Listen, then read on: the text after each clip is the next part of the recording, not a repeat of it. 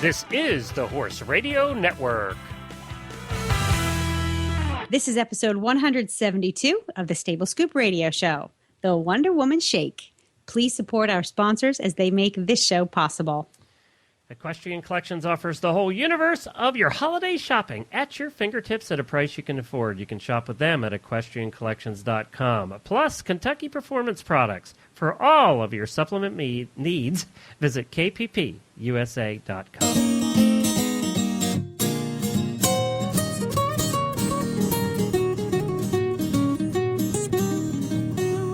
Welcome to the Stable Scoop, with weekly shows delivered right to you. With Helena and Glenn the Geek, live from the stable, it's every week. They'll bring you the news through hail or high water, while using their tails as their own fly swatters.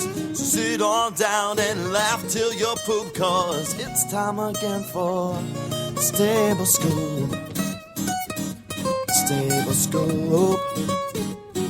The Stable Scoop. Stable Scoop. This is Glenn the Geek. And this is Helena B. And you're listening to the Stable Scoop Radio Show on the Horse Radio Network. Christmas is coming faster than we all think. I just am finding this very hard to believe. Well, it's November 20. Oh, duh. Didn't we just say that? It's November, isn't it? It's November. It's actually December. It's December 2nd. See that? See how fast it's coming up? I don't even know what month it is. I know. And I'll tell you what, it just seems like the beginning of the year just started, and that whole saying about when the older you get, the faster time goes is absolutely true. The whole saying is that, yes. Well, unless you really, it's still true that when you want something to happen, time slows down. Well, wait till you get to 49 3/4. It's more true then, let me tell you. 49 3/4. I'm starting that already. I'm not admitting that I'm going to be 50 soon. So 49 3/4. I'm taking the week I'm 50 off just to cry. Well, it's Do you been realize really... I got an AARP envelope in the mail the other day? Dude, 50's the new 30. Stop your whining. We're all going to live to be 112. No, I didn't even throw it away. I put it through the shredder. Whatever. Just don't even, just deny it. Just be in denial. Ignore it. 50's the new 30. Feel 50. I think in our generation, the older you get, the more hip you get. So you used to be a geek, but now you're getting kind of cool. So like by the time you're 60, you're not going to be Glenn the Geek anymore. You're going to be Glenn the hipster or the hippie. Okay, got it. Jennifer says I act like I'm 16 even though I'm 50. So it's true, you do. Yeah. I read somewhere that the human brain stops its maturing process at 26 years old. And so socially, emotionally, we do not mature past 26. But that's sort of the upper limit of our maturity level. Great. And I think that's a stretch for some people. Like the guy I'm married to, I think like 10 is a stretch for him. I wish my body would have stopped at 26 because that's starting to fall apart. That's the part that we all have to deal with. Well, we have, we're talking about a couple of different things on today's show. Remember how last year I always had a pick around the holiday time before Christmas? I always helped the ladies out there pick a great gift for their horse husbands. Well, today I'm going to continue that trend that we started years ago, and I have a pick for the ladies out there for their horse husbands. That'll be later in the show. And you have a great guest lined up that is a good friend of ours and just a lovely lady. Yes, I'm kind of excited to have her on. I jokingly refer to her as Wonder Woman because our guest today, Lisa Wysocki, is, she's a little bit of everything and a little bit of everything that's really cool. She's, where do we even start? Well, like I said, I refer to her as a modern day Wonder Woman, but she's just a Minnesota native who has a degree in, check this out, light horse management from the University of Minnesota. And we'll have to have her explain to us what that means because I think it's kind of cool. But Lisa showed horses on a national level, and then one day she grew up and decided that she wanted to have her own PR firm. So she has that now in Nashville, Tennessee. which I've never been to Nashville. I would like to go. I know you've been to it's a fun place. You'd like to Tennessee a couple of times, and you always have good things to say about it. Okay, so anyway, I digress. So what else? What makes Lisa Wonder Woman? Well, since she started her own PR firm, she's headed up several independent record labels. She's a writer. She's written a weekly syndicated celebrity lifestyle column. She's the author of several books, and she's also a regular guest on a couple of neat radio shows. Including Horses in the Morning. Including Horses in the Morning. She's been a guest host with you. She's, as I said, she's a writer also. She's the author of several award-winning books, one of which was actually optioned by the Hallmark Hall of Fame group for a television movie. Which one was that? Or was later? It was, yes, it's the one that has, it's one of those inspirational books, and we'll let her tell us the whole story behind that. But she's also a North American Riding for the Handicapped instructor, also known as NARA. And in 2007, Lisa was chosen as one of the country's top 50 riding instructors by the American Riding Instructors Association. That is such a big deal because ARIA, it's not easy to be certified by ARIA. You have to really mean business as an instructor. So not only do you need to get certified by them, but she's selected as one of the top 50 riding instructors in the country. That's the wonder in Wonder Woman. So what is she? I was just going to say my favorite book of hers is one. It's a fun book. She's written so many. It's called Horse Country: A Celebration of Country Music and the Love of Horses, and it is an absolutely wonderful book. We have it here at the house, and it's all about country singers who have horses and how they got into horses. And she went around and interviewed all these people. Roy Clark, I love those type. Willie of books. Nelson. She got this interview. Toby Keith. I mean, all these cool interviews she got to do. Her experience is really broad, but I think when we get her on, our listeners will understand that she's very passionate about therapy horses because she is a clinician. She does work with therapeutic riding centers, and what she's going to talk to us today about is even more special. She's going to talk to us about a horse named Valentino, or Valley, as he's known around the barn. He just won something called the Path International Horse of the Year Award. And in case, like me, you're wondering what that is, it's like the World Championship of Therapy Horses. And Valley is the youngest, he's just 9 years old, to receive the honor. And he's the only horse who's been trained specifically, been trained as a young horse, specifically for equine-assisted activities and therapies. So, he's got a really remarkable story. He's featured in Lisa's book, My Horse, My Partner, Teamwork on the Ground. So she's going to talk to us about all of that. And then, I don't know, I think we should make her put the uniform on. Put the Wonder Woman. Is Valentino her horse? Valentino is, yes, she's trained him. I didn't realize that. Oh, yep. Cool. So I didn't realize that. Great. Well, let's get Lisa on the line here right after we talk about equestrian collections. It's that time of year. We had them on the show last week with all the product picks. But if you're looking for a holiday gift item, then you're going to want to look to equestriancollections.com. They have tons of different stuff. We went over, 10 or 12 items last week, and they have hundreds of different items that you could find over there at Equestrian Collections. Whether you're buying for your barn, for your friends at the barn, or your family, or your kids, or your husband, or your wife, it doesn't matter. If they're into horses, you're going to find something for them at equestriancollections.com. And if you go, you're going to see their site is all made out for the holidays. So check them out at equestriancollections.com for all of your holiday shopping needs. And do it today. Get those orders in early so that you're not shopping on the Saturday before Christmas like I will be. That's when I do my shopping. All right, Lisa, let's get on the phone with Lisa. Welcome, Lisa. Thanks for joining us, goofballs, on Stable Scoop today. We're happy to have somebody serious on the show with us. Well, I don't know how serious it is, but thank you very much. You've never met Lisa. I was being sarcastic. She can't see that through the mic. In my introduction for you, I was referring to you as Wonder Woman because you have accomplished so much in the horse world and in the world in general. If you had to define yourself to somebody and say, hey, Lisa, I met you on an elevator somewhere, and I said, well, what are you all about? What would you say? How would you describe yourself? Oh, wow, that's a great question. I always tell people that they should have a mission statement in life. And my mission statement is to motivate others. And that's it. I guess my response would be is that I'm a motivator, but with that, I'm a horse educator and a riding instructor and author and just a genuinely fun person I hope to be around. All right, well, we'll let you know at the end of the show if that's true. You guys would know.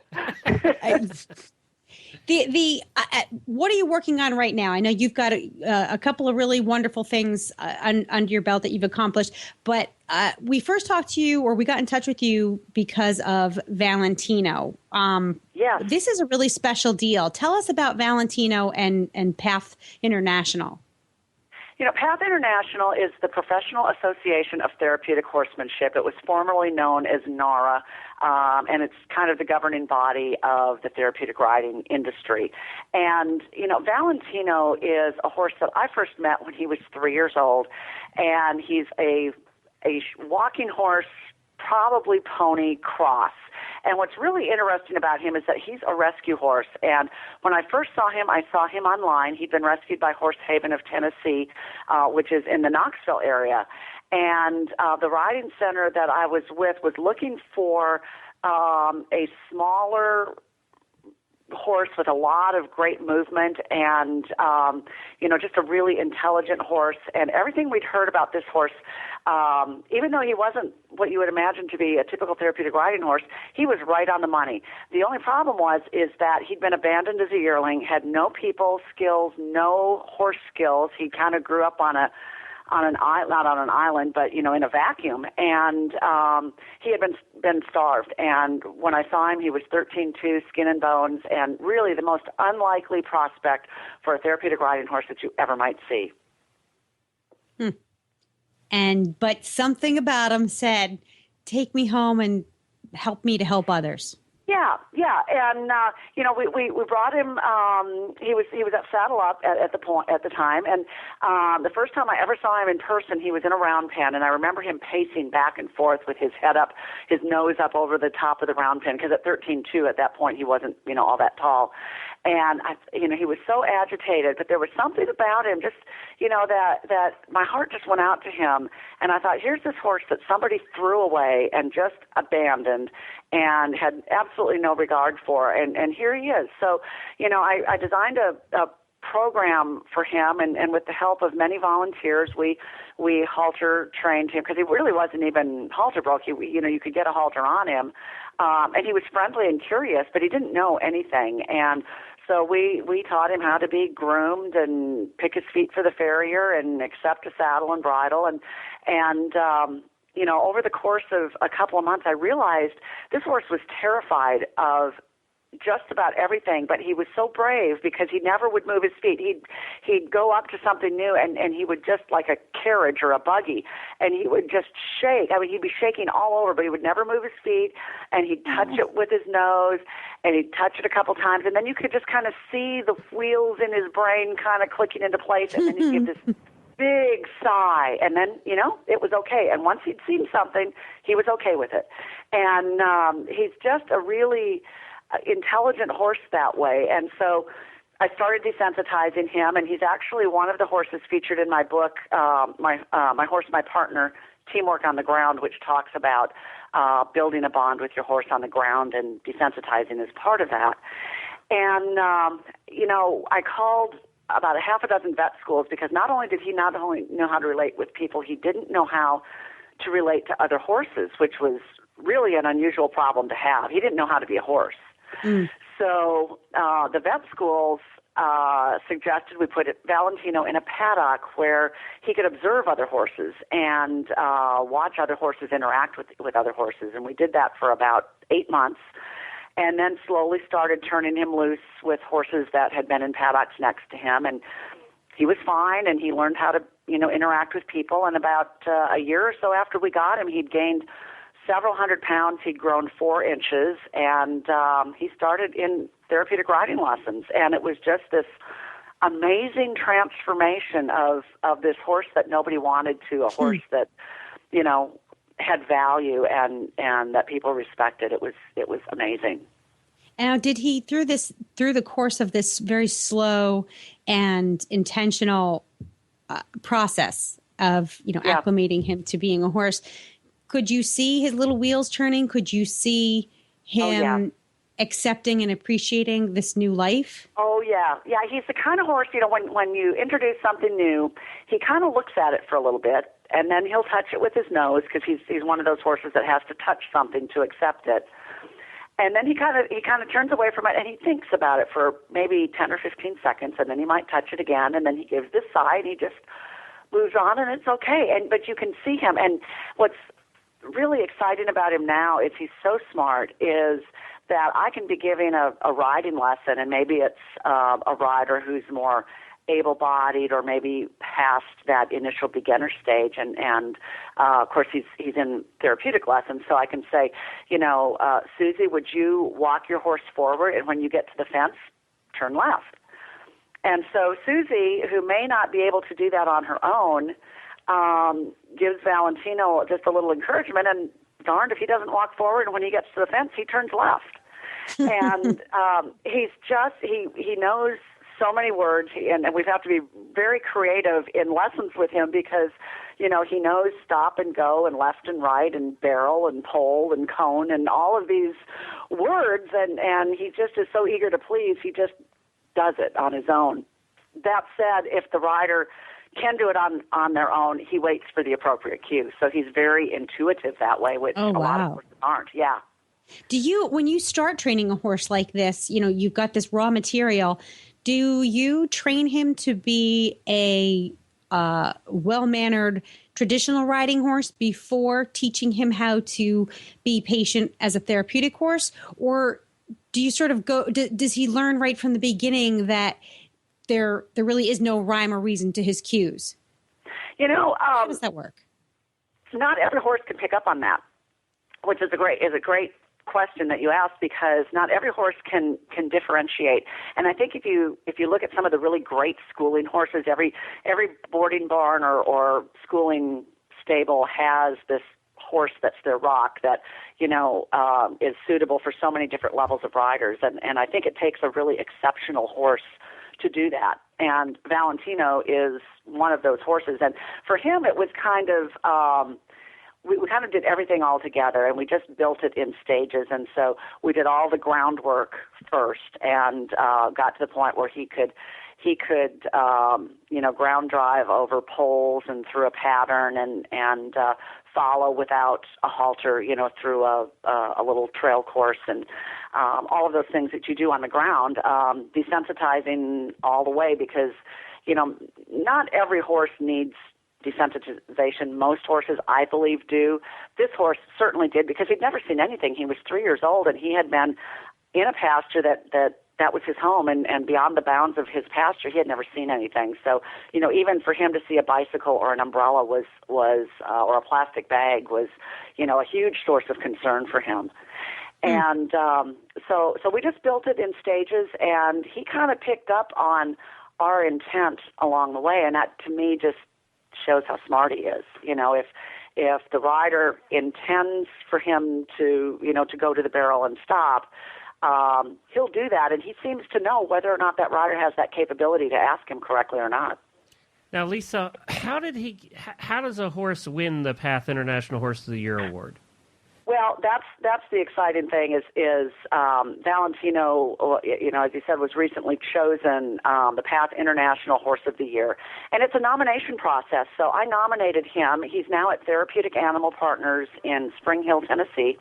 And he's been there for about 4 years. And I nominated him just because I just feel so strongly about the abilities and the specialness of this horse. And I wrote a letter, and I filled out the nomination form, and then one of his riders and a volunteer and another instructor wrote letters of recommendation. And so it then goes to the regional level, and all of the horses in Region 5, which is our region here in Tennessee, which incorporates most of the southeastern part of the United States, most of the centers submitted horses, and it went through a judging process. And last summer we learned that Valentino was chosen as the Region 5 PATH International Horse of the Year, and that to me was just so exciting because, I mean, that's just a huge honor in itself. And I had no idea that he could win the entire thing. And all of the region horses then go through another evaluation process with their nomination letters and all of that. And we had the PATH conference just a couple of weeks ago in Lexington, and on November 11th we had this huge awards banquet, and they announced that Valentino had won the International Horse of the Year. And to me, I mean, every horse is deserving of this award. Every horse that's in the therapeutic riding community or equine assisted activities, every horse deserves this award because they all go so much above and beyond what most horses do. But for Valentino to win was just, to me, it was validation that, this horse didn't need to be thrown away. And well, I think that's what makes it really cool for me too, is that he was a rescue horse. And we talk about OTTBs, and I own a greyhound, and we here at the Horse Radio Network believe in rescuing animals, and that they can be getting a dog from the pound, that kind of thing. So and not every rescue horse is going to turn into a therapy horse. I mean, but this horse, this was, I don't know, just circumstances just brought him to the right place at the right time, and well, he had a pretty good instructor too. Well, thank you. But, it really wasn't, I mean, I did oversee the training and I set the training course, but he had a lot of work with volunteers at various centers too. And thanks to them who, just followed, the plan that I set out for him, and that we as a center, set out for him. He just really blossomed, and it was just such a great process to see. And Valentino now is only 9 years old. I mean, he's got just a lifetime ahead of him to do even more great stuff. Well, yeah, he's just starting out as a. What made you decide? I mean, he's obviously not the only therapeutic riding horse that you've worked with. What? I guess I don't want to say what makes him special because they're all so unique. But what made you decide to feature him in your book? Yeah.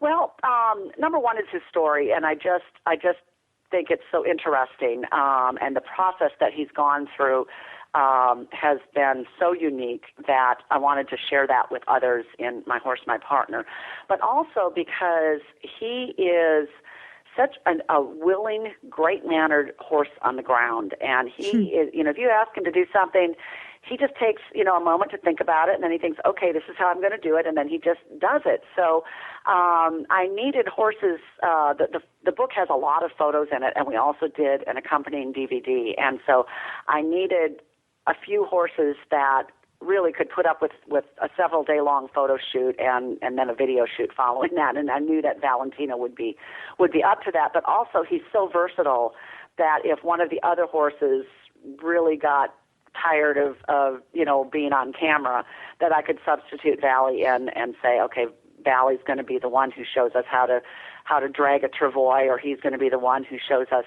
how far you can go with desensitizing. And he's also a very visual horse. Immediately when something's concerning him. So because he had to take care of himself, it was life and death for him. He had to look out for him. There was no one else. I love that. I call I say that they're articulate. You really understand what they're thinking, and through their body language. It's like they're these masters at sign language, and some horses are better at it than others. So I can see how if he's really good at that would make him, I mean, he's like in the perfect job.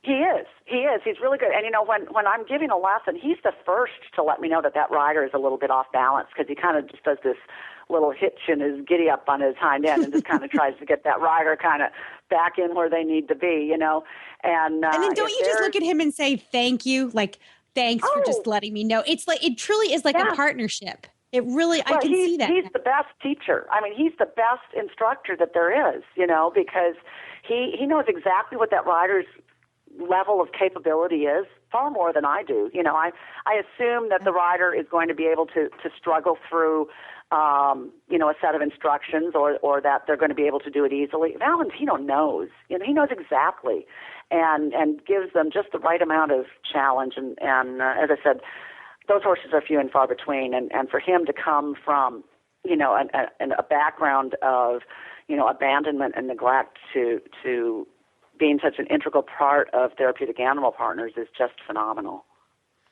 Well, Lisa, we have a couple of minutes left here. By the way, congratulations. I think that's Thank terrific. you. And you've done so many cool things, but when you do something with a horse and then he's rewarded for efforts that you and others put in, that's just all that much more rewarding for you. And I understand how that is.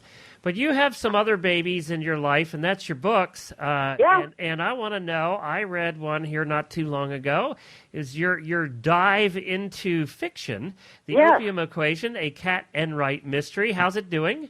It's been doing great. The Opium Equation has gotten great reviews from all of the important book review publications, and we're getting great feedback from the horse lovers and the mystery lovers around the country. And it's so exciting to try something new and then have it, everybody say, hey, this is great. I stayed up all night reading it. And a week or so ago, I was at a conference, and a lady followed me into the bathroom, and she said, I'm halfway through the book, and I can't wait until tonight to finish it. Will you tell me who the murderer is?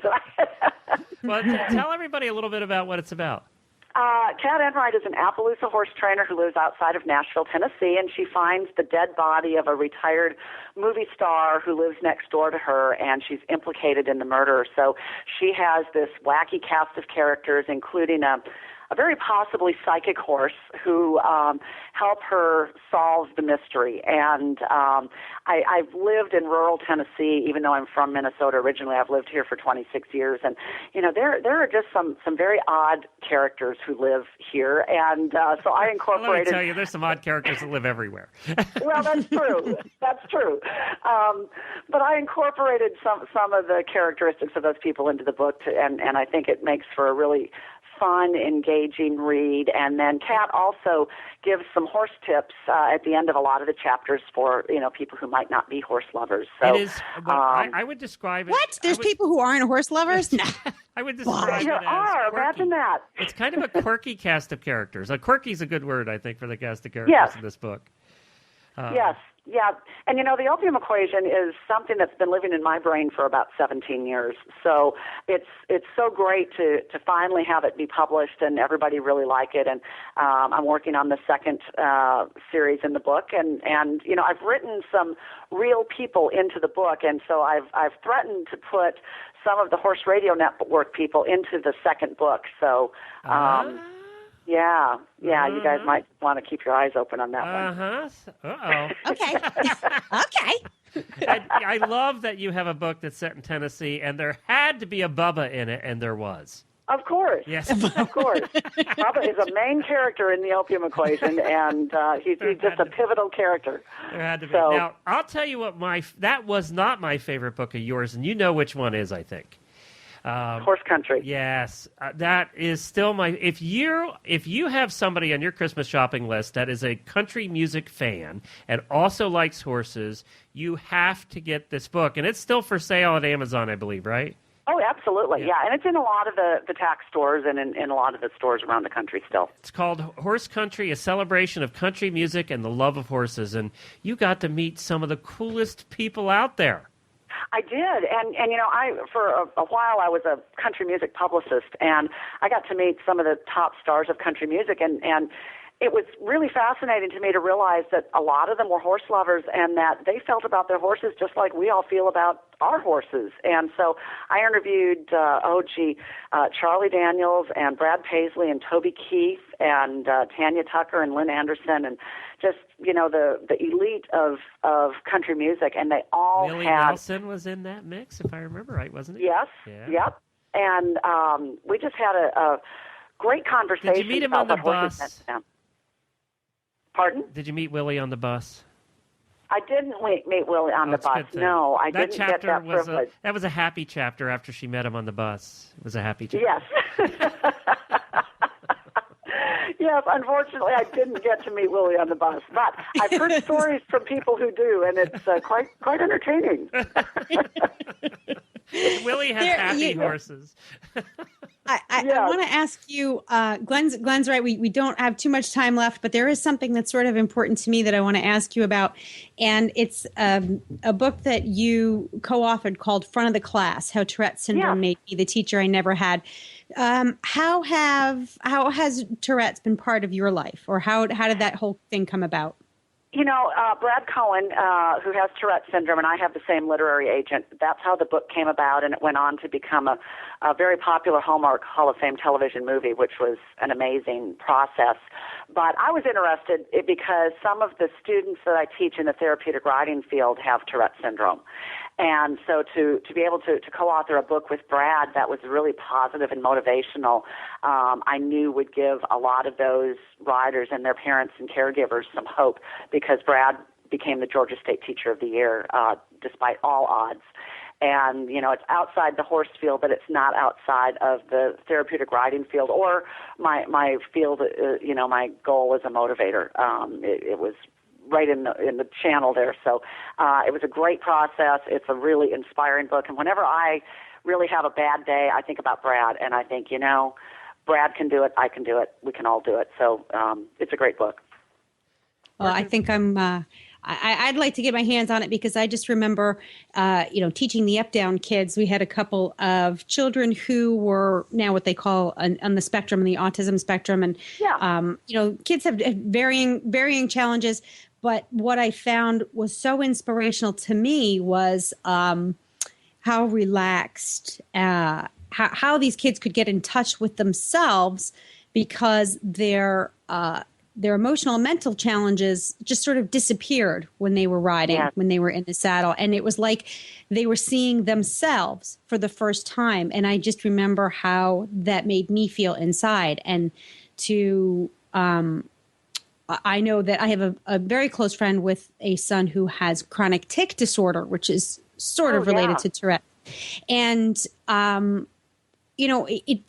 in times of low stress and peace and zen, we talk about how less stressful his disorder is to him, and there's nothing more inspirational than to see how a horse can put a child at peace who is constantly stressed by the challenge of a mental disorder.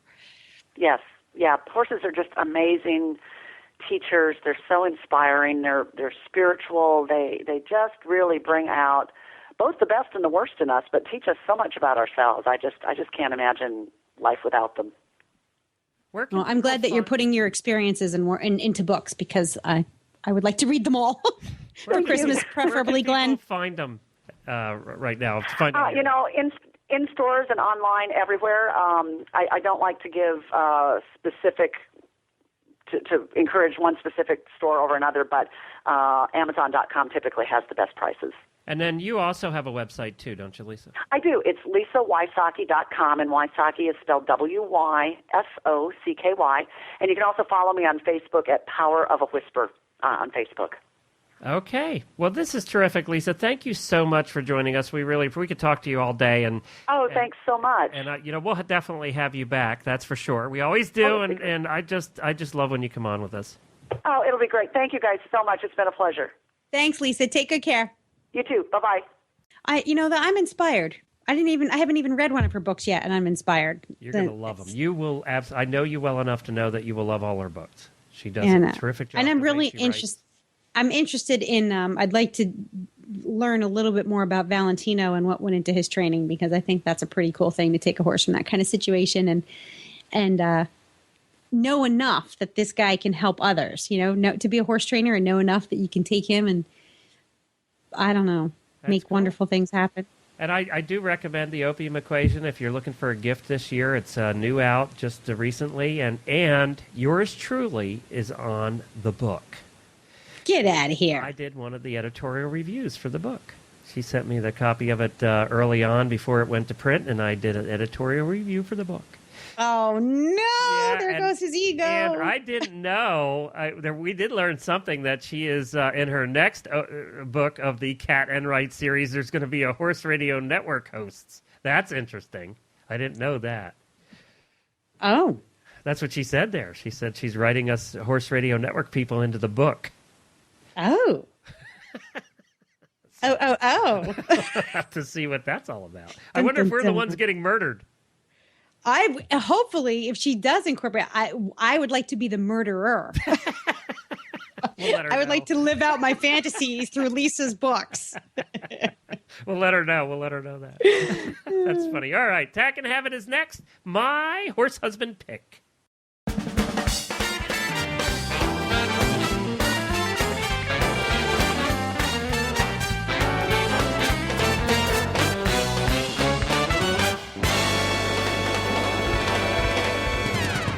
This Tack and Habit segment is sponsored by Kentucky Performance Products. Choose Kentucky Performance Products supplements because the horse that matters to you matters to KPP. This week, we're going to talk about Elevate Maintenance Powder. This time of year, horses are consuming very little grass and may not be getting enough natural vitamin E. Horses in rigorous training, seniors, brood mares, and stallions often require additional levels of vitamin E just to meet their basic needs. When you supplement with natural vitamin E, choose Elevate Maintenance Powder. Why? It's affordable, it's effective, and it's research proven. When you need to supplement with natural vitamin E, choose Elevate Maintenance Powder. Why? It's affordable, it's effective, and it's research proven. Elevate Maintenance Powder's vitamin E is nature's most powerful antioxidant, protecting your horse on the cellular level. Elevate Maintenance Powder supports the strong immune system and healthy muscle function necessary for top performance. It's affordable, it's easy to feed, and you can learn more about this and all their products at Kentucky Performance Products at kppusa.com. That's kppusa.com. Well, thank you to Kentucky Performance Products. And, of course, when you're giving your horses vitamins and they're a happy horse, what is one thing that they do regularly every day? Poop! Poop! That's absolutely right. If they're a healthy horse, they're pooping healthy. And, that's where my product pick comes in. I, every year around Christmas time, help the women out there, the horse women, buy something for their horse husbands that also might help them out a little bit. Well, I found a product, and you've made fun of it before. If you've been to a show, you've probably seen it, you've heard about it, you've laughed at it, and now it's time to stop laughing and start buying it because it works. And that is, are you ready? The motorized shaken fork. Yes, that is the pitchfork, the sawdust pitchfork that shakes by itself. You just scoop up the thing, and it goes... It shakes it all out, you put the poop in the bucket, and you go on. What cooler product for a horse husband that is stuck out there cleaning your stalls because he loves you and married into this, but he's still out there doing it for you, and he's out there and he's cleaning stalls for you because you can't do it that day, or you're away, or he's just a nice guy. Well, give him a tool. We love tools. We love tools that vibrate and make noise. Give him a tool that vibrates and makes noise to help him with that process. And to help us explain it, I called up the guy who invented this, who's a really cool guy. I think you're going to like him, Helena. His name is Joseph Berto, and he invented the shaken fork. So let's talk to Joseph. Well, hi, Joseph, and welcome to the Stable Scoop Show. And your product is my pick for the horse husband purchase for Christmas, because all of us horse husbands, and I know I talked to you a little bit earlier. You said you married into the horse thing like I did, right? Yeah, and thank you for having me on your show. I'm an original horse husband. When I met my wife, my thinking about horses was that they bit on one end, kicked on the other, and were damned uncomfortable in the middle. That's right. But now and that's still true, yeah, by now the I've way. drunk the Kool-Aid. But that's still true. They still do that. Served up fresh by your wife, I'm sure. Yeah, but I wouldn't live without horses now. I have to say I love horses, so I've drunk the Kool-Aid. Yeah, me too. I mean, I do a radio network about horses, so I guess I really drank the Kool-Aid. That's right. And you spent a fortune developing a product to help us horse husbands. Now, you notice how I'm not even including them in this product? I'm including us because, we owned a big stable for a lot of years with 20-some horses there, and boy, did I clean my share of stalls. Now, my wife did too, but how much better would it be if you bought your husband something that, he doesn't want to clean stalls in the first place. There's things he'd rather be doing, like sitting on the couch watching football. But if he had to clean stalls, what a better thing to do than to give him a gadget, a motorized gadget to help him. There's nothing better than that, Joe. That's what I would think, but of course, for some people, and especially women, cleaning stalls can sort of be a Zen experience. So picking up manure is like quality time with their friend. Now, that if you have 1 or 2 horses, maybe that would be okay. But 3 to 5 hours of cleaning and urine and dust and waste and expense, I don't find anything Zen about that. So personally, while I like spending time on a horse, cleaning up after them isn't my idea of fun. So our idea of Zen includes a beer and football with our friends. Exactly. Yeah. But here's the funny part. While your wife is out riding her horse, yes, you want to be left alone? Well, my wife, she does an awful lot of cleaning, and there's the irony of it, because every horse husband has the scenario where you're being nice and decide to clean the stalls while she's having her coffee, and you carefully go pick out every visible scintilla of manure. But when you finally see her, she's sneaking into the stalls that you just cleaned, and she's picking out even more manure. That's exactly right. That happens to you, too? Exactly. So no matter how hard you try, you can't get it clean, and there's no self-respecting guy going to spend half his Sunday cleaning out horse crap. I'm sorry. There you go. There is football. Helena, do you do that with Peter? Of course. Of course. See, of course. He just cleans it enough so that he just gets it started. Well, there you go. But bring in a tool. Us guys, we love our tools. And everything changes because since you don't need to shake the fork and it cleans so quickly, you can spend double or triple the time in the stall, but it's going to be absolutely spotless. And the first time that I did this and my wife saw it, she thought that I had brought somebody else in to clean the stall because she wasn't cringing when I walked out the door. So I can tell you, from a horse husband standpoint, when you get validated for your effort in helping her out, it's a great day. Well, Helena, I'm going to start with this. Joe, you are formally invited every year around Valentine's Day. We do the annual Horse Husbands episode where four of us horse husbands get around Skype here, and we just complain and whine about being horse husbands. You are formally invited to next year's. Oh, thank you. Yeah, I am a horse husband, but it's sort of an honor, in fact, to be a horse husband. You get to support a wife, and as I told my wife, if you take care of me as well as you take care of your stallions, I'm going to be happy, and it's actually worked out really well. How long have you been married, Joe? This will be 15 years. Well, that's why. There you go. So long Helena. enough to have he's with the program. Now, did you? Yeah, and I married. I'm sorry.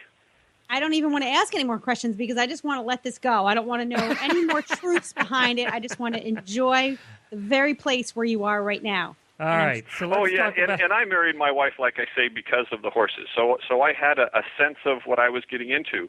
What you don't realize is when you begin to enable a horse wife, you're going to go from 3 horses to 6 to 18. I love the enable word because it is an addiction. I love that. Well, you had to focus on it. I was just going to let it slide because it's this wonderful invention. I'm a horse husband. I won't let that kind of thing slide. Sorry, let's talk about the fork. Yes. So now it is a I don't know, describe it. Well, when you talk about putting a motor on a manure fork, people, they start to react a bit funny. Yeah, it sounds heavy. Yeah, it's like you're imagining a 5.7 liter Hemi on top of a manure fork. You get laughed at a lot. And even your listeners who don't have any reference to what I'm talking about, I'll bet their imagination is taking them in a strange direction. But let me give you an idea about other reactions to inventions. Imagine the guy that said, I'm going to put a motor on your sewing needle, or I'm going to put a motor on your washing board or your carpet duster. Or here's my favorite one. I'm going to put a gas engine on a push mower, and then I'm going to sit on it.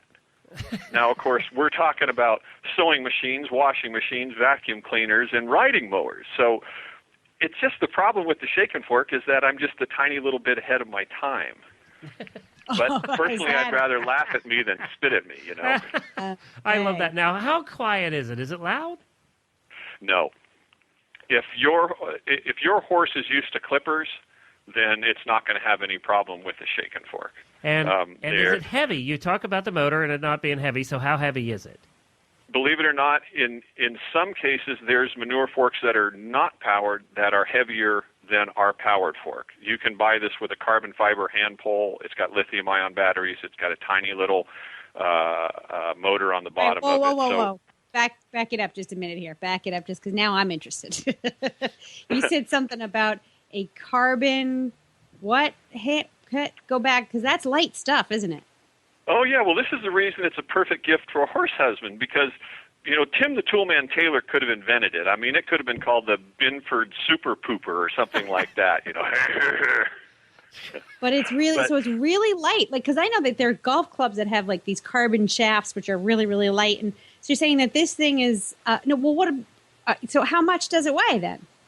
Well, as I say, we make two versions. We make a non-powered flex and fork, which is for all the people that use cleaning stalls as part of their exercise regimen. Yeah, if you want to go out we don't care about those people. Even I'm not. Yeah, you get that. And that fork with the carbon fiber hand pole is the lightest fork money can buy, period. But when we first started making the manure fork, it weighed about 3.5 pounds, and we found that was too much for some people. So we started to find ways to lighten it, and right now it weighs 2.5 to 3 pounds.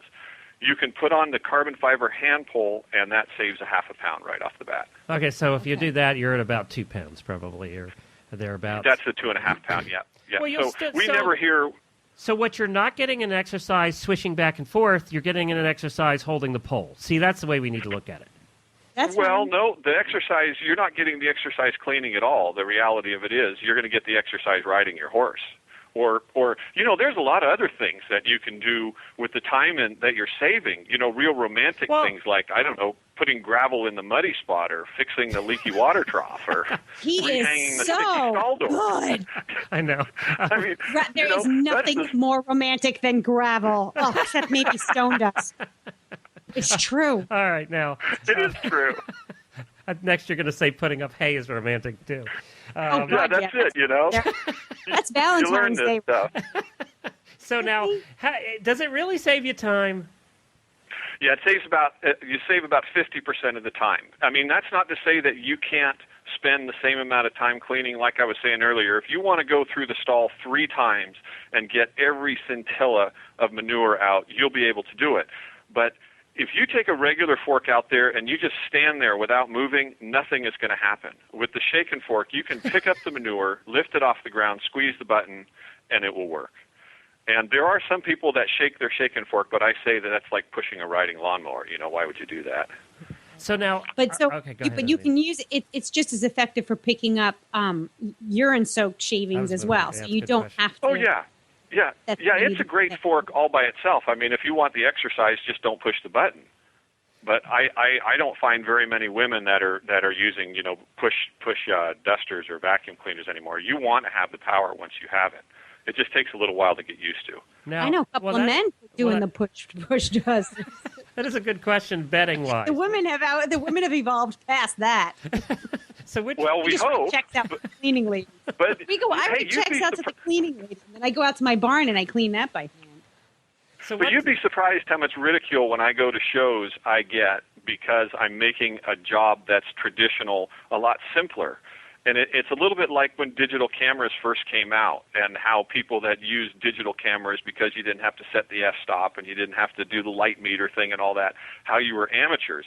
Now almost every professional uses a digital camera. Well, that's kind of the same way the shaking fork is that people look at you and figure, you must be a real amateur if you can't clean a horse stall. I mean, for goodness sake. I see, though, that it would probably, because when we do the shaking thing, I'm using the royal we.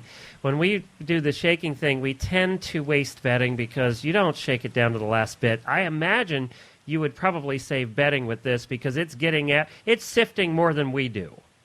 Yeah. It sifts instantly. Now, people that are really good at cleaning stalls, I don't want to knock that. They do a fabulous job. My wife can do an incredible job. She's been cleaning stalls for 30 years. In fact, she has this built-in shaky motion. She doesn't even realize it. But when you take the average person or you take a horse husband out there, you almost can't do that shaky motion. I mean, it's really a lot of work. Whereas this thing here, it's a tool. You pick it up, you push the button, and it automatically will do the shaking. And it's variable speed, so you can do it slow, you can do it fast. It doesn't break the manure apart. It doesn't break the big manure or pea piles apart. It's great, just real great. Now, I will say, Helena, that I got an email from Anastasia, and if you remember right, Anastasia Joseph was one of our first guests 3 years ago on this show, and you were lucky. She is one of the ones who wrote to us and said, "You've got to talk to you about this." And she gave me the positives and negatives in a very long email. And let me go through some of the negatives with you so you can talk about it. All right? Yeah. She says people who bed with extra large shavings or straw may not like it. Yeah, if you can't clean a stall with a normal manure fork, you're not going to be able to clean with this one. I mean, it doesn't magically align all of the shavings so they'll fit through the tines. I mean, straw won't fit through the tines. Right. But if you've got mini flakes, if you've got pelleted bedding, if you've got cob bedding, if you've got rice hull bedding, if you've got normal compressed out-of-the-bag shavings, it will do it faster. That's just a fact. Okay. And then she says people who go through any amount of pain in order not to spend $200 on your fork won't like it, and that's probably true. If you're really frugal, then you're probably not going to spend $200 on the fork. It's not cheap. Well, I hear for all the time from people that I can go buy a $15 manure fork, but I hear from just as many people that buy that fork, use it one time, and snap off a tine. And so I hate that too. It's nothing worse than cleaning the stalls when one or two of the tines are missing. There's nothing worse than that. And there you go, because how many people actually walk out and buy another manure fork right away, right? Oh, you don't. Got to drive down to the Grange and buy another one and so on. So you hassle along with that piece of the fork that the manure keeps falling through. So the first thing we make is a basket that doesn't break. All right, that was key in a $200 manure fork. And then you make it so it's a good value and will pay for itself. And we figure it saves between 50 cents and $1 per stall. That's going to be in time and bedding and disposal fees that you save. And so depending how many stalls you have, if you're cleaning 15 stalls a day, in a little over a week you've paid for a $200 fork.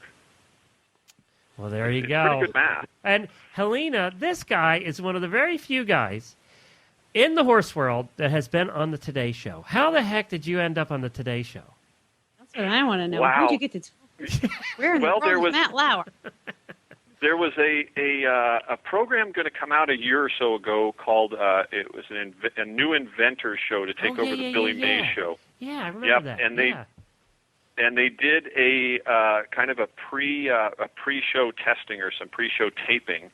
And there was an audition for it, and so I went down to Los Angeles, and you got into this room with the panel of 4 judges, and the 5 minutes to make your spiel, and it was incredibly difficult and a huge amount of drama. And they sort of brought me in there as the thing to laugh and ridicule at, and weren't they surprised when the person that put on the show, which was AJ Kubani from Telebrands, he leaps out of his chair and he picks the thing up and he starts running it. And, of course, the Today Show people were there, and they were so amazed at the reaction of this man that when the Today Show featured the 4 products that actually made it through to the final, the Shake and Fork turned out to be one of the products. Of course, they were talking about it as something to clean kitty litter out, which was one of the ways that we pitched it. And the hosts were talking about what a giant cat that must have been. So I think they might have missed the point a little bit. Yeah, well, in fact, mine are pretty much like giant cats. Yeah, well, there you go. The amount that they poop and run away, poop and run. But we thought about building one of these for cleaning kitty litter out. And in fact, we'd still do it if we got enough interest. But for now, we build them for cleaning out horse stalls. And then you may have seen we also got involved with cleaning the sand in the beaches of the Gulf Coast. And so Shake and Forks, or the version was called the Shake and Rake because it had a screen. They were all up and down the Gulf Coast last year cleaning up the oil spill. Oh, I didn't know that. So That's awesome. Yeah, we got a huge amount of leverage off of that, and now we're in golf courses cleaning sand bunkers and resorts cleaning cigarette butts and pop tops and everything else. So it's become sort of a phenomenon in the resort world and because of the BP oil spill. Well, this is terrific. Where can people find them? The easiest place to find us is at shakeandfork.com. That's ShakeNFork.com. And shakeandrake.com is the one for the sand. Or I would imagine they could probably go to your show and find a link. Would that be correct? Yep, we'll post a link on our website and our Facebook page as well. This has been fun. Thank you so much, Joseph, for stopping by. Shake and Fork, my product recommendations. Your husband does this for you every day of the year. Spend a frickin' $200 for Christmas. There you go. And buy 2 of them because you're both going to want one. If he has, you know what? He has to do it like once or twice a year, and it feels like every day to him. every day of the year. Thank you, Joseph. Thank you for having me on. All right. So when my husband first told me that he wanted to invent a motorized pitchfork, I shook my head and rolled my eyes. Like, of course you do. That's a typical horse husband comment. That's what a typical horse husband would say after he's had to muck his wife's stalls for 2 weeks. That's correct. There's always a better way. And I said, go ahead, have at it. Let's just see, you know. And he's like, well, la, la, la, la. So I sent him the email for this product. And his response was, curses. Someone had beaten him to it. And after having this conversation with Joe and understanding how light this thing is, because that's my big thing is how light is it? Yeah, and because, people that don't can my listen to husband the use show it for 2 regularly- weeks, but can I use it for the rest of the time? Yeah, and, people that don't listen to the show regularly, Helena's like 5'3", so she's tiny. So, a big pitchfork isn't going to work either, No, but anything that saves time, Yes. I'm all for it. So I'm really looking forward to getting my hands on one of these things and giving it a try. And that's saying something. For me to be excited to try a product, that's saying something. Well, Joe has agreed to send you one. So Yes. You're going to be getting one in the next couple of weeks here, and then we're going to be anxious to hear on the show how you and Peter, we're going to have to get Peter on too, how you and Peter are enjoying the shake and fork. I think it'll be the only time he's excited to do stalls because he'll get to try out some geeky new product. Exactly. You might be fighting you to clean the stalls. That's fine with me. That's another thing to think about, ladies, is your husband might actually want to clean the stalls because it's a cool electronic thing to do. If he could only figure out how to hook the computer right onto that little handle there. Why the computer? Well, then you could work and clean stalls at the same time. Well, yeah, no. People, if you could see my face, I don't think you even need to see my face. I think you know the expression that's on it right now.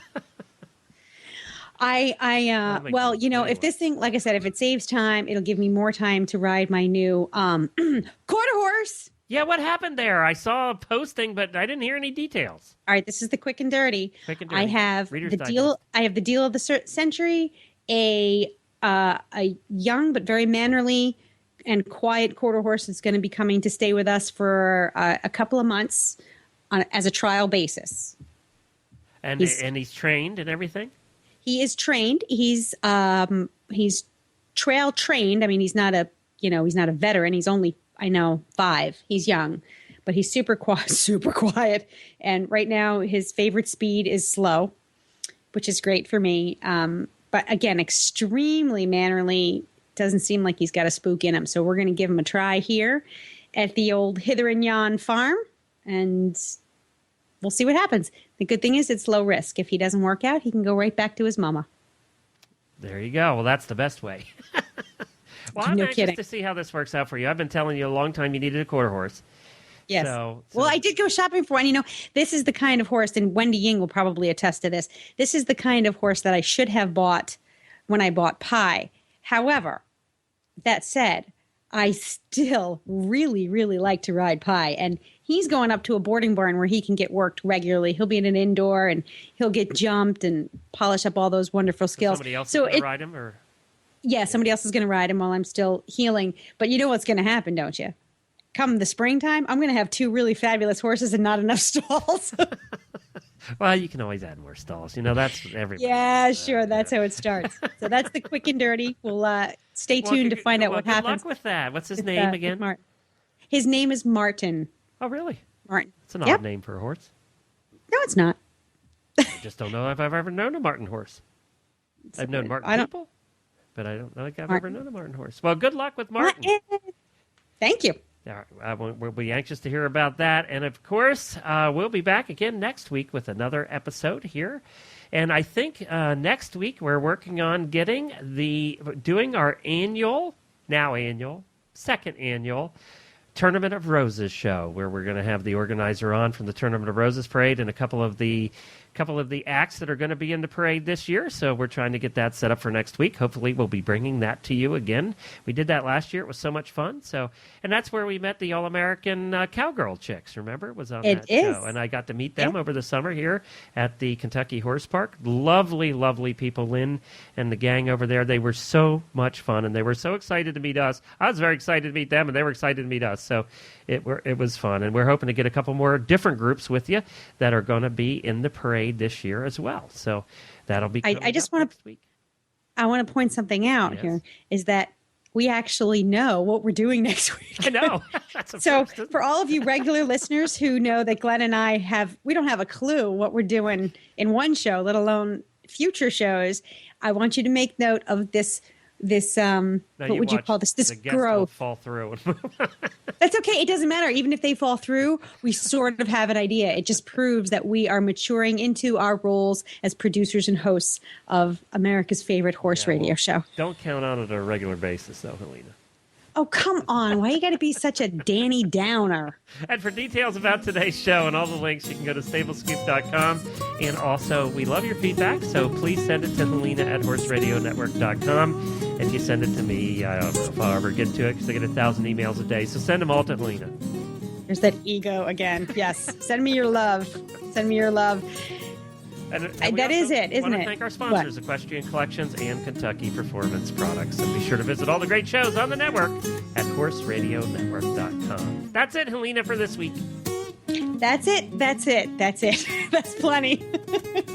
But there will be more next week. We'll see you then.